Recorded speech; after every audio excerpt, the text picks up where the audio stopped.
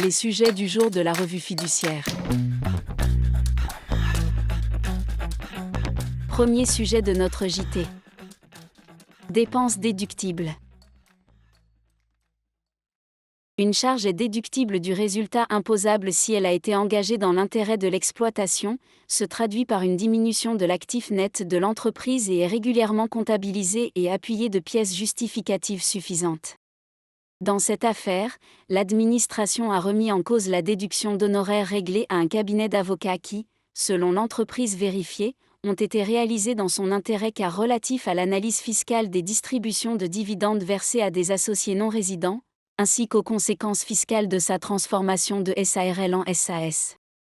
Selon les juges, dès lors que cette entreprise ne produit aucune pièce ni aucun élément permettant d'identifier la nature des prestations facturées par la société d'avocats, l'administration est en droit de considérer qu'il n'est pas prouvé qu'une telle dépense ait été exposée dans son intérêt. Deuxième sujet de notre JT.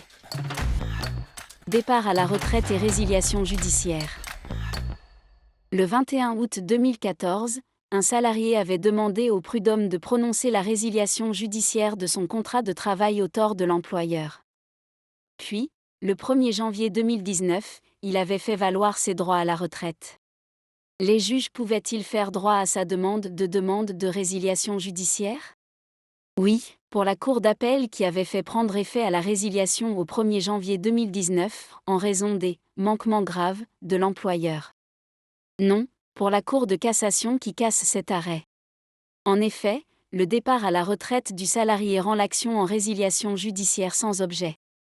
Mais la Cour de cassation rappelle que si le salarié se ferme la voie de la résiliation judiciaire, il conserve la possibilité de demander l'indemnisation du préjudice subi du fait des manquements de l'employeur à ses obligations.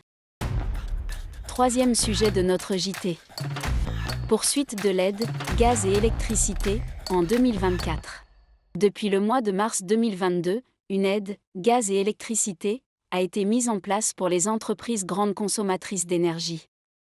Ce dispositif est reconduit pour l'année 2024. Peuvent bénéficier de cette aide les entreprises de taille intermédiaire, ETI, dont les dépenses de gaz ou d'électricité correspondent à au moins 3% de leur chiffre d'affaires.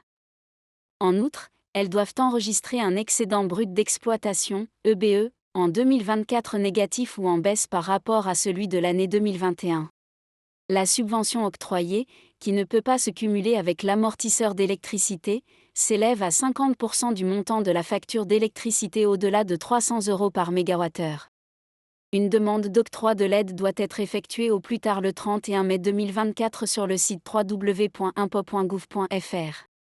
Après avoir obtenu une réponse favorable de l'administration, l'entreprise sollicite, ensuite, le versement de l'aide sur une période trimestrielle ou mensuelle.